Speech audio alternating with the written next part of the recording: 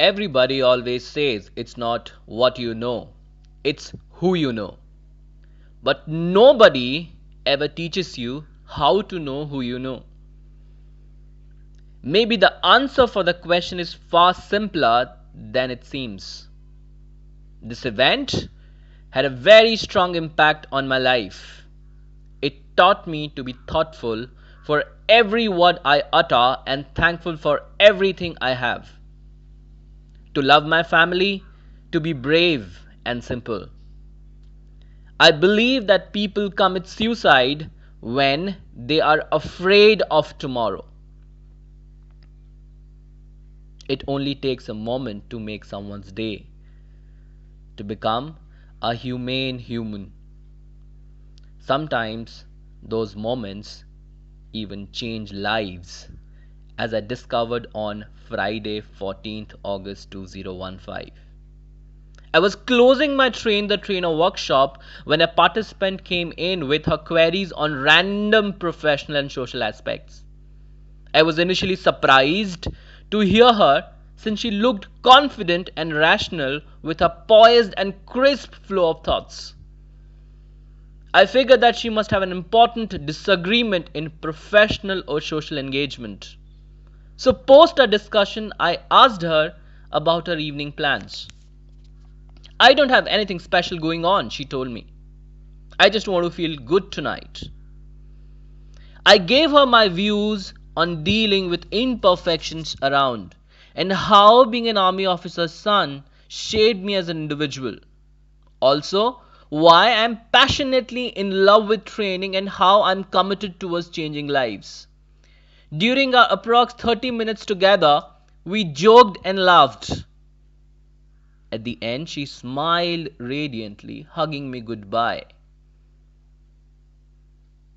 On Tuesday, 25th August 2015, I received a letter from this lady and began to realize the enormous potential of humane human. This lady admitted that she had planned to commit suicide that evening. But the wonderful time she had during our post-training discussion had given her hope that things could get better. She decided to check herself into the hospital and get professional help. She thanked me for talking, listening to her and caring, even though I hadn't known what she was going through. She wrote, "Thank you for being there without knowing that you were." I was stunned. I had spent time with this lady about twice in a month, yet that day I had no inkling she was so distressed. I was glad to have made such a difference. Yet the experience left me speechless with an enormous sense of accountability and responsibility. What if I had been upset, distracted, and hurried when she came to talk to me? That experience made me take stock of myself as a trainer, as a person, and as a human. How many of the 13 participants I saw that day might be in personal crisis? Even if it were only one person a day, I might have no way of knowing who needed some extra attention. I resolved to treat every person I meet like I had treated that lady. It might sound like a lot of work, but it wasn't hard to have fun with my participants from that day. It was natural and made my day brighter too. I did good things and bad things in my life, but I always was rewarded for positive impact. I studied to be less judging and more understanding. I try to see people as a whole and do not separate persons' good and bad qualities. People have weaknesses. Sometimes they regret about their actions. I know to forgive, but I never forget. I lost faith in perfect human relationships some time ago and started to see the whole picture. There is no perfection in life, but it's important to try to be perfect. After that experience, I vote to give care and attention to everyone I see. I figured it would make their day a little better, and who knows, it might save a life. I still thank that lady for the gift of that letter because it changed my life as much as my presence changed hers. When you realize the difference you can make for others, whether by spending a light-hearted half an hour together, giving them a smile, or simply holding the door open for them, your whole approach to life shifts. Why have random acts of kindness when we can have intentional acts of goodwill?